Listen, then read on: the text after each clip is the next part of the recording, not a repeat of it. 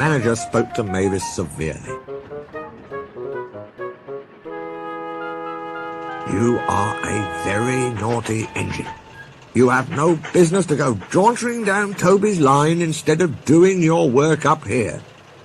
"It's that Toby," protested Mavis. "Toby has forgotten more about trucks than you will ever know. You will put the trucks where he wants them and nowhere else."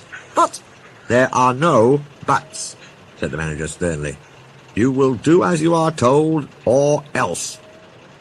Mavis stayed good for several days.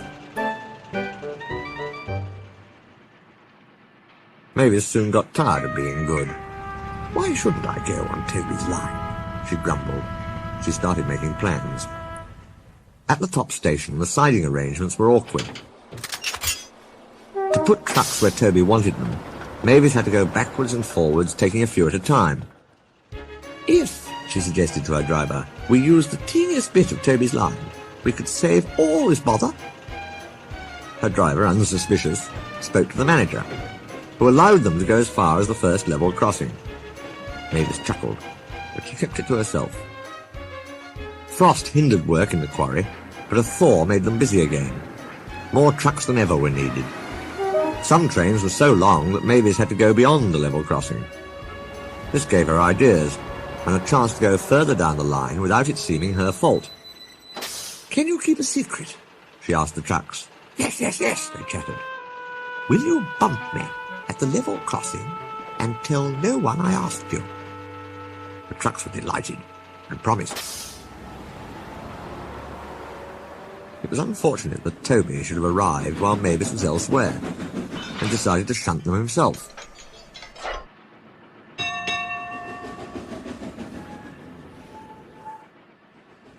They reached the level crossing, and Toby's brakes came on. This was the signal for the trucks. On, they yelled, giving him a fearful bump. His driver and fireman, taken unawares, were knocked over in the cab, and before they could pick themselves up, Toby was away, with the trucks screaming and yelling behind him. But with the warmer weather, melted snow from the mountains had turned a quiet stream into a raging torrent, and that the supports of the bridge they were approaching had already been undermined. Toby and his crew saw it together. The bridge vanished before their eyes, leaving rails like tightrope stretched across the gap. His driver, still dazed, fought for control. Shut regulator, reverser hard over, full steam against the trucks. "Hold 'em, boy, hold 'em, it's up to you." Nearer and nearer they came. Toby whistled despairingly. The driver braked hard. Toby went into a squealing slide, groaned fearfully, and stopped, still on the rails, but with his wheels treading the tightrope over the abyss. Mavis was horrified. She brought some men who anchored Toby with ropes, while she pulled the trucks away. Then she ran to the rescue. "Hold on, Toby," she tooted. "I'm coming." Ropes were fastened between the two engines. Toby still had steam and was able to help. So he was soon safe on firm track and saying thank you to Mavis. "I'm sorry about the trucks," said Mavis.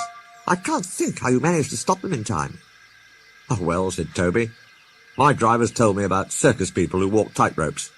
I just didn't fancy doing it myself." The Fat Controller thanked the manager and his men for rescuing Toby from his tightrope. "A very smart piece of work," he said. "Mavis did well too, I hear." Mavis looked ashamed. "It was my fault about those trucks, sir," she faltered. "I didn't know.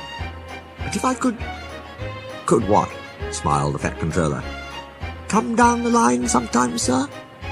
Toby says you'll show me how to go on."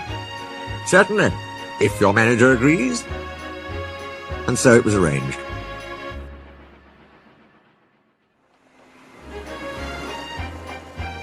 Mavis is now a welcome visitor at Farker Shed. She's still young and still makes mistakes, but she's never too proud to ask Toby, and Toby always helps her to put things right.